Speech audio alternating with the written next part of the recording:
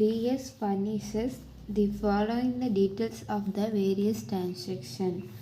கொடுத்துக்க information வச்சு அவங்களோட transaction details வந்து நம்ம கண்டுபிடிக்கணும். இது நமக்கு ஷார்ட் டைமாக long time capital gain. So அவங்களோட இதை கண்டுபிடிக்கணும். இப்போ கொடுத்துருக்க ஏர் எல்லாமே பாருங்கள். ஷேர்ஸ் வந்து நமக்கு 12 months தான். அன்லிஸ்டட் ஷேர்ஸ் வந்து நமக்கு 24 months, 12 monthsக்குள்ளேயே முடிஞ்சிடுது. இது நமக்கு short time. Debentures of the N company, அதுவும் நமக்கு 12 months சேல் பண்ணிடுறங்காட்டி நமக்கு அது ஷார்ட் டைம். டிபெஞ்சர்ஸுக்கும் டிபெஞ்சர்ஸ் வந்து 24 monthsக்கு முன்னாடியே சேல் ஆகிறங்காட்டி நமக்கு ஷார்ட் டைம். ஸோ நம்ம இதெல்லாம் கம்பேர் பண்ணதுக்கப்புறம் தான் இது லாங் டைமாக ஷார்ட் டைமான்னு நம்ம கால்குலேட் பண்ணணும். இப்போ நமக்கு தெரிஞ்சிச்சு இது ஷார்ட் டைம் கேபிட்டல் கெயின். இப்போது ஹெட்டிங் வந்து எழுதிக்கோங்க, competition of short time capital gain. இப்போ இந்த சம் எப்படி போடுறதுன்னா நமக்கு என்னென்ன கொடுத்துருக்காங்க, நேச்சர் ஆஃப் அசட்ஸ் கொடுத்துருக்காங்க, டேட் ஆஃப் பர்ச்சேஸ் எப்போ வாங்கியிருக்காங்க, டேட் ஆஃப் சேல்ஸ் எப்போ விற்றுருக்காங்க, அந்த பொருள் வந்து வாங்கின அமௌண்ட் எவ்வளோ, அந்த பொருள் வாங்கினப்போ நமக்கு ஏற்பட்ட செலவு, expense of purchase, sales value அது எவ்வளோக்கு விற்றுருக்காங்க, எக்ஸ்பென்ஸ் ஆன் சேல்ஸ் பண்ணுறப்ப எவ்வளோ நமக்கு செலவாயிருக்குன்னு கொடுத்துருக்காங்க. அடுத்ததான் என்னென்ன இருக்குது, shares of B limited company, இது லிஸ்டட் ஷேர்ஸ். ஓகேவா, எப்போ வந்து வாங்கியிருக்காங்க, 1st February 2021 வாங்கி 4th October 2021 அப்போ நமக்கு சேல் பண்ணியிருக்காங்க. அது எவ்வளோ அமௌண்ட்டு எவ்வளோ செலவாயிருக்குன்னு கொடுத்துட்டாங்களா. இதே மாதிரி எல்லா இன்ஃபர்மேஷனுமே கொடுத்துட்டாங்க. இப்போ இதுக்கு வந்து நமக்கு எப்படி போடணுன்னா நம்ம முன்னாடி இருக்கிற ஷார்ட் டைம் கேபிட்டல் கெயினுக்கான ஃபார்மேட்டை வச்சு தான் நம்ம போடணும். இப்போ நம்ம ஃபார்மேட்டுக்கு பார்க்கலாமா. Format for computation of short term capital கெயினுக்கான ஃபார்மேட் பாருங்கள். பர்டிகுலர்ஸ், சேல்ஸ் கன்சிடரேஷன், அதுலேருந்து நாம் எக்ஸ்பென்சஸ் வந்து மைனஸ் பண்ணணும். நெட் சேல்ஸ் கன்சிடரேஷன், இதிலேருந்து நமக்கு மைனஸ் பண்ணோம்னா நெட் சேல்ஸ் கன்சிடரேஷன் கிடைக்குது. இப்போ அந்த கிடைச்ச அமௌண்ட்லேருந்து நம்ம காஸ்ட் ஆஃப் அக்விசிஷன் அது வந்து மைனஸ் பண்ணணும். அதில் வர எக்ஸ்பென்சஸை, அதுக்கப்புறம் அதில் காஸ்ட் ஆஃப் இம்ப்ரூவ்மெண்ட்டை மைனஸ் பண்ணணும். இப்போ இந்த 2 அமௌண்ட்டு இதுலேருந்து மைனஸ் பண்ணோம்னா நமக்கு ஷார்ட் டைம் கேபிட்டல் கெயின் கிடைக்குது. அதிலிருந்து நம்ம எக்ஸ்பென்சஸுக்கான அண்டர் செக்ஷன் 54Dயும் நம்ம மைனஸ் பண்ணணும். இந்த ரெண்டையும் நம்ம இந்த ஷார்ட் டைம் கேபிட்டல் கெயின்லேருந்து நம்ம மைனஸ் பண்ண நமக்கு டேக்ஸபிள் ஷார்ட் டைமாக கேபிட்டல் கெயின் வந்து நமக்கு கிடைக்கும். இப்போ நம்ம ஃபார்மேட் பார்த்துட்டோமா, அடுத்து இதே ஃபார்மேட்டில் தான் நம்ம சம் வந்து போட போகிறோம். இப்போ இது போடலாம். இப்போ பார்த்தீங்களா, நான் வந்து இங்கே ஃபார்மேட் எழுதிட்டேன். இப்போ சேல்ஸ் இங்கே கொடுத்துருக்காங்க பாருங்கள், சேல்ஸ் கன்சிடரேஷன். இப்போ இங்கே கொடுத்துருக்கிற இது எல்லாமே நம்ம இதுக்கு போட்டிருக்கோம். இந்த ஃபார்மேட் வந்து நம்ம இது எல்லாத்துக்குமே வரும்.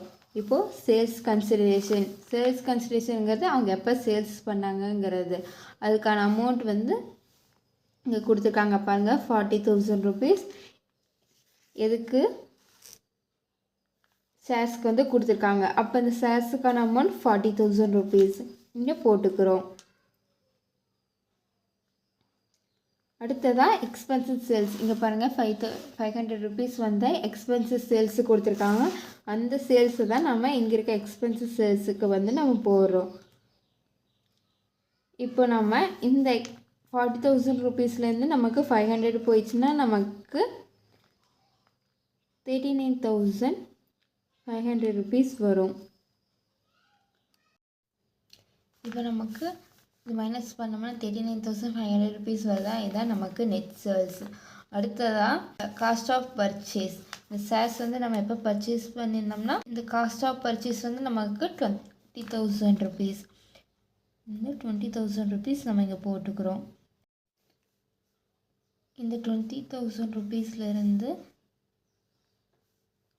நம்ம மைனஸ் பண்ணோம்னா நமக்கு எவ்வளோ வரும்னா 19,500 rupees வரும். அடுத்ததாக நமக்கு எக்ஸ்பென்சஸ் ஆன் பர்ச்சேஸ் வந்து எவ்வளோ கொடுத்துருக்காங்க, 300 rupees கொடுத்துருக்காங்க. எக்ஸ்பென்சஸ் ஆன் பர்ச்சேஸ் வந்து நமக்கு 200 rupees. இப்போ இந்த 200 rupees வந்து இந்த 19,500 இந்த 200 rupees மைனஸ் பண்ணோம்னா நமக்கு 19,300 rupees வரும். இதுதான் வந்து நமக்கு ஷார்ட் டைம் கேபிட்டல் கெயினில் ஷேர்ஸ் ஆஃப் பி லிமிடெட் கம்பெனியில் நமக்கு கிடைச்ச கேபிட்டல் கெயின். அடுத்தது தான் நம்ம இதே மாதிரி அன்லிஸ்டட் ஷேர்ஸு பி லிமிடெட் கம்பெனிக்கு போடலாம். இப்போ பாருங்கள், அன்லிஸ்டட் ஷேர்ஸ் கம்பெனிங்க இருக்குதா, எவ்வளோக்கு வந்து நம்ம சேல் பண்ணியிருக்கிறோம் அந்த மட்டும் இங்கே போடணும். 70,000 rupees.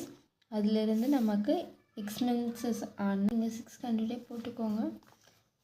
இங்கேருந்து நம்ம 600 மைனஸ் பண்ணுறோம். 600 மைனஸ் பண்ணோம்னா நமக்கு 69,400 rupees வரும்.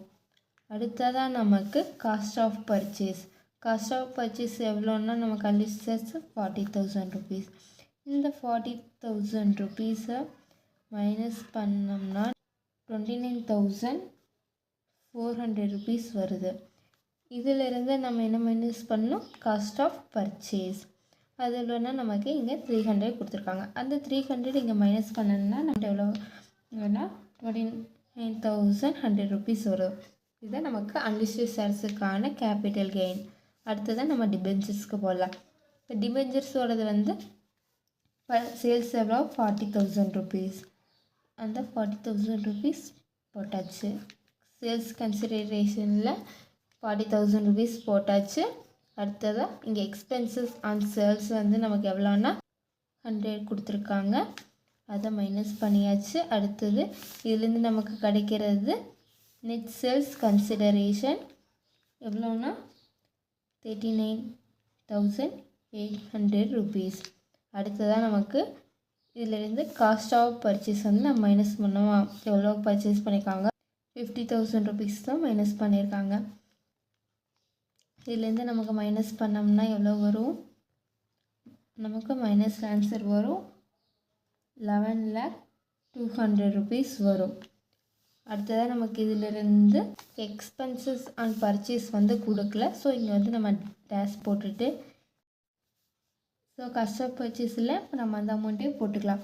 Minus 11,200 rupees. அடுத்தது நமக்கு டிபெஞ்சர்ஸ் ஆஃப் ஏபி கம்பெனியில் போடலாம்.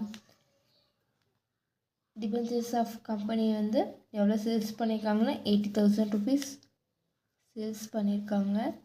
அடுத்தது அவங்களோட எக்ஸ்பென்சஸ் வந்து நம்ம போட்டுக்கலாம். மைனஸ் பண்ணோம்னா நமக்கு 79,500 rupees வரும். அடுத்ததாக இதுதான் நமக்கு நெட் சேல்ஸ். நெட் சேல்ஸ்லேருந்து காஸ்ட் ஆஃப் பர்ச்சேஸு நம்ம போடணும். காஸ்ட் ஆஃப் பர்ச்சேஸ் வந்து நமக்கு 60,000 rupees. இந்த 60,000 rupees போட்டாச்சா, இதிலிருந்து நம்ம மைனஸ் பண்ணணும். மைனஸ் பண்ணோம்னா நமக்கு 19,500 rupees வரும். அடுத்ததாக நமக்கு எக்ஸ்பென்சஸ் ஆன் பர்ச்சேஸ் வந்து இல்லை. ஸோ இங்கே அப்படியே விட்டுட்டு அடுத்தது போட்டுக்கோங்க. கேபிட்டல் கெயினில் 19,500 rupees. இப்போ நம்ம ஷார்ட் டைம் கேபிட்டல் கெயின் வந்து கண்டுபிடிச்சாச்சு.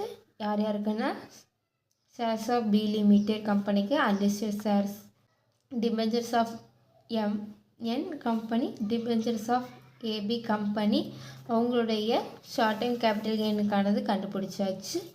ஸோ இப்படி தான் கொடுத்துருக்க இன்ஃபர்மேஷனில் வந்து ஃபார்மேட்டை நம்ம இப்படி எழுதிட்டு இந்த அசட்ஸ் எல்லாம் நம்ம இப்படி எழுதிட்டு இப்படி நம்ம சம் போடணும்.